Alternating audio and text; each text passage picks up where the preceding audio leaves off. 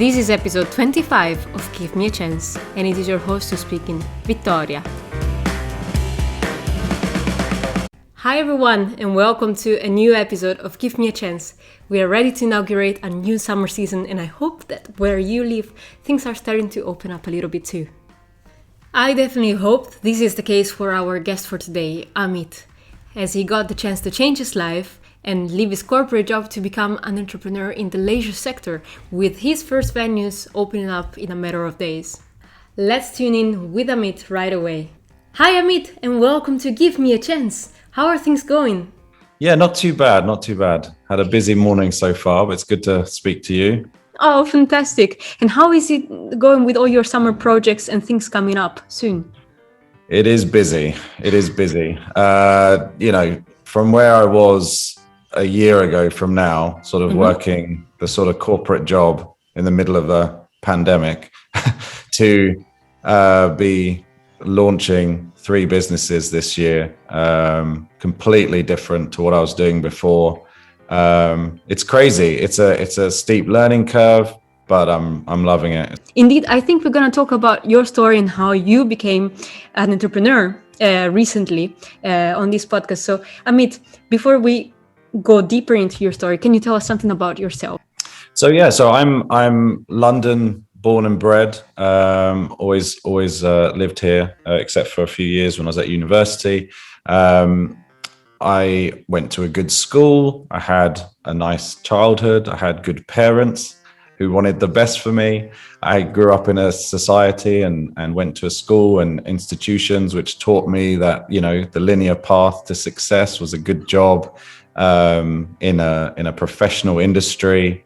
And I duly took the advice and, out of university, went into accounting and banking, and worked heavily in towards the treasury side of banking, which was very interesting. To be fair, it was an interesting time to be part of that department, because not long after my career began, obviously we had the global financial crisis. Of course. We had, banks under immense pressure to work on their liquidity, and a lot of new rules and regulations coming in over the following decade. So it was relatively interesting, but I had no passion for it. That was my problem. As I went along in my career and I chased new positions, promotions, new companies to work for,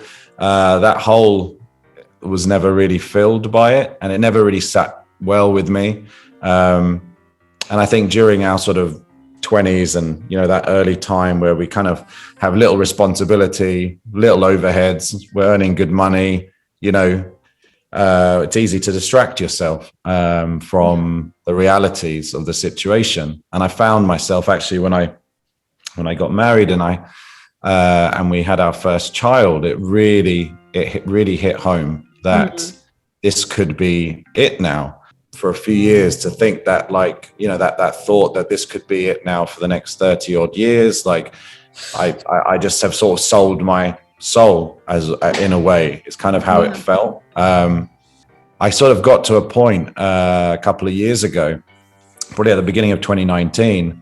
Well, it started in 2018, and it probably took me a few months to take that first step of action, which came at the beginning of 2019. But it was around that time I kind of felt, look, it's now or never. I've got to at least look at different options. Look in the mirror and say, look, how would you like it to be? What do you want to do? So I had to kind of stand up and ask myself some difficult questions.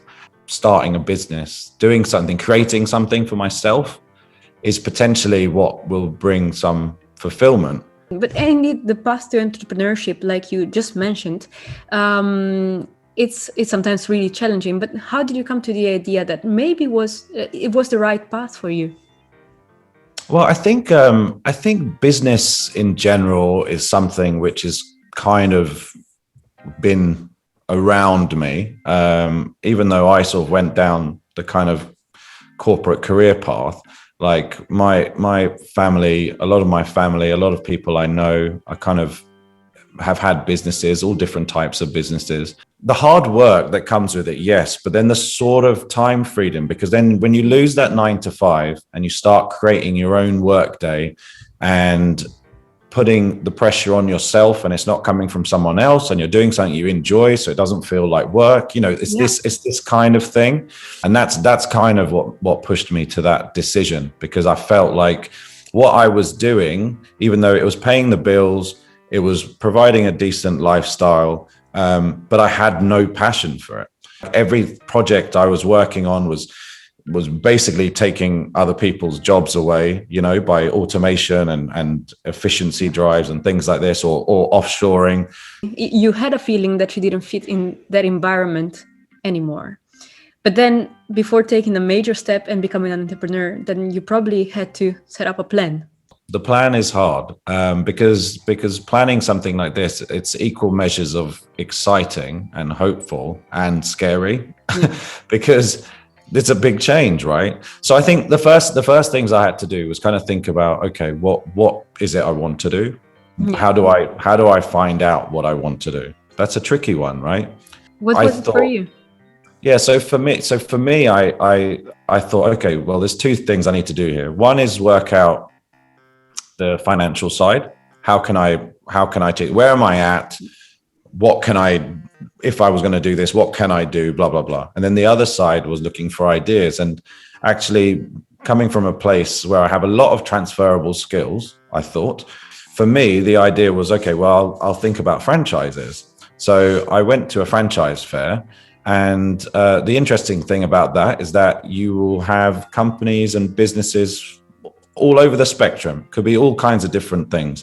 And it gave me a chance to just go there, talk to people. Oh, that looks interesting. Let me have a conversation with that person. Oh, that looks interesting. And it was at one of these fairs that I found a company called Flip Out, and they do trampoline parks and adventure parks. It's an Australian company, and they have parks in the UK. And I thought, okay, well, that's a bit wild. That's a bit of a big, a bit of a big one. But hey, that looks like a lot of fun, because that was something that was missing, right? So when I sort of looked at that and I spoke to those guys, and I was like, do you know what? That is something that is going to bring smiles on people's faces. If I can make that happen, I can make hundreds of people happy. They can come here, they can get away from their life for a few hours, and they could be happy like that. How good will that feel if I can create something for people like that? So I decided to go for businesses that make people happy, make people laugh, make people have fun. Yeah. And you say businesses because it sounds as if it's not only the trampoline business, but something more. What's that? Well, that's it. So we ended up finding, me and my brother-in-law were business partners, and we're working on this together. And we found our first site for our adventure park. It's not going to have trampolines. It's going to be like a multi-activity, like a mini theme park. It's very cool, very, very exciting.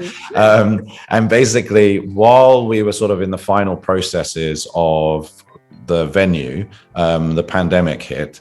So we paused everything for until we knew more about the situation. And during that time, we looked at a couple of other venues for a slightly different style business, which our other business partners were working on. And it's like an adult version of this. So they're bars where you can go and do multiple activities where you and your friends and family can compete with each other.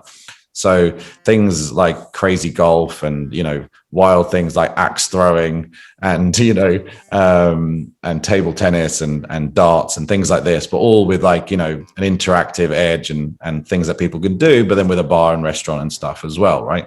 But for the over 18s kind of thing, venue. You had this plan then sorted out, kind of. It was then time to leave your job behind. When was the moment that had happened, and how did that change your life?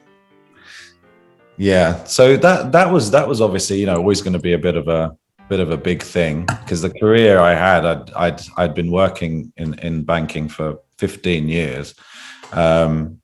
Basically, once some of this other stuff came into place, I sort of started making a plan, And the last role I had was a contract role. And by the time that things were moving quite nicely on the business, I started on a 3-month rolling contract. And I actually ended up staying in that job for 4 times rolling more than I was supposed to, because if the pandemic hadn't happened, I would have finished earlier. And it became a bit of a difficult one because obviously I sort of planned it all, but then the business was kind of on hold because of all of this stuff. But on that 4th time, I got to a point where it was a bit of a risk, but I think I needed to do it. So I'd kind of planned that, I could survive for X amount of time if I leave that job before hopefully my business starts and I can sort of start making an income again. What it comes down to is it was just walking through the fear. I had to do it. I had to tell myself that the world's not going to end if you do this. Yeah. If the worst case happens and you need to do something else in the interim or whatever, like, you will find a way. But if you don't take that plunge and if you don't commit to the new life 100%, then you're always going to be stuck. During the summer last year, I started looking at courses and things I could do, and I found something that I wanted to enroll in. So for me, it was like, I wasn't just, jumping from not working to slowly building up, my businesses kind of thing. I literally left the job. And the funny thing is that once you make that plunge and you tell people about it, it was interesting how many people came up to me and said, I've always dreamed of doing something like that. Exactly. You know what I mean? People don't talk about it in the office because that's not very career orientated to be daydreaming about a future business, is it? But and getting out of the job, of the corporate ladder. So it's that's right. But what would you actually advise to people that have that attitude? So if somebody would love to become an entrepreneur but still is a little bit scared of taking the plunge as you did it, what would you advise to him or her? I would say take action, take some small steps. No one's, you can hear my story. There was a lot of small steps that got me to this point now, and there's still many small steps to go, right? Take a step forward. Look what's out there, right? So like I was saying before, like when I was thinking about the digital marketing thing, I was like, well, if I leave my job, I want to do some studying. That's something which is going to be really important for business. So that's when I launched Believe in Plan B, which is the first company I did, my online business last year, while I was waiting for things to pick up with these other businesses. And that business was born out of the fact of trying to help people out of corporate careers if they wanted to, right? So that's why I've been using that to connect with people and help them potentially in that journey and make myself available for people who want to talk about this stuff, giving some bits of hope and inspiration and showing like what could happen and that there is another way for you. But like you say, the advice I would always give is like, with every step that I've taken, the more you learn, the more options you have. If I hadn't taken that step to go to that franchise fair, I wouldn't have seen 50 businesses and found one that I liked. If I hadn't found that one I liked, I wouldn't have found the bars. Do you know what I mean?